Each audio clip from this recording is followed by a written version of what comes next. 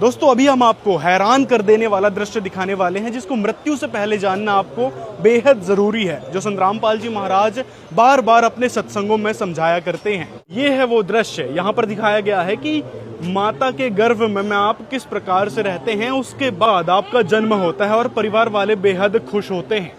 अगले में दिखाया गया है कि किस प्रकार आप बड़े होते हैं, बच्चे होते हैं, फिर आगे खेलने लगते हैं और फिर पढ़ाई की उम्र आपकी हो जाती है। अगले दृश्य में दिखाया गया है कि किस प्रकार आप व्यसनों में लिप्त हो जाते हैं।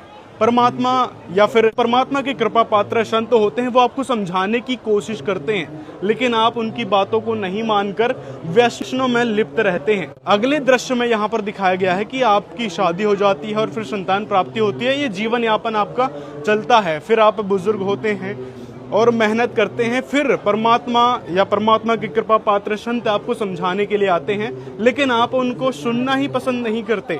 अगले दृश्य में दिखाया गया है कि परमात्मा फिर भी समझाते रहते हैं बार बार किसी न किसी रूप में आकर, लेकिन फिर भी आप नकारते रहते हैं। तो यहाँ पे एक वाणी है कि तन सराय में जीव मुसाफिर करता रहे दिमाग रे, रात बसेरा कर ले डेरा तू चले सवेरा त्याग रे। तो अगले दृश्य में यहाँ पर दिखाया गया है कि जो आप व्यसनों में लिप्त रहते हैं तो आपके साथ ये बनती है कि यम के दूत आते हैं और जंजीरों से बांधकर आपको ले जाते हैं, कहाँ?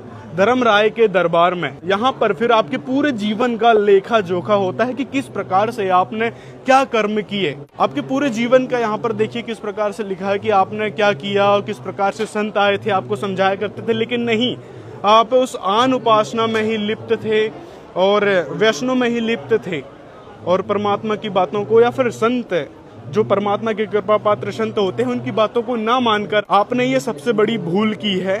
ये आपको वहां पर एहसास दिलाया जाता है और फिर वहां पर धर्मराज बोलता है कि जा कुत्ता बन, और इस प्रकार से फिर उस जीव को कुत्ते की योनि में डाल दिया जाता है। और कुत्ते की योनि में कितना दुख दर्द सहना पड़ता है, ये आप इस तस्वीर को देखकर समझ सकते हैं। और जो आपके आसपास आप कुत्तों की हालत होती है किस प्रकार से होती है, वो आप देखकर समझ सकते हैं। तो सद्भक्ति करना क्यों जरूरी है, उसका कारण इस पूरे दृश्य में बता दिया गया है, जो कि संत रामपाल जी महाराज ने समझाया है। और संत रामपाल जी जो सद्भक्ति विधि बताते हैं उससे हमको स्वर्ग नरक और 84 लाख योनि से भी बचाव होता है और फिर मोक्ष होता है, जिसे गीता अध्याय 18 श्लोक 62 में शाश्वत सनातन स्थान कहा गया है। वहां जाने के बाद जन्म मृत्यु नहीं होती।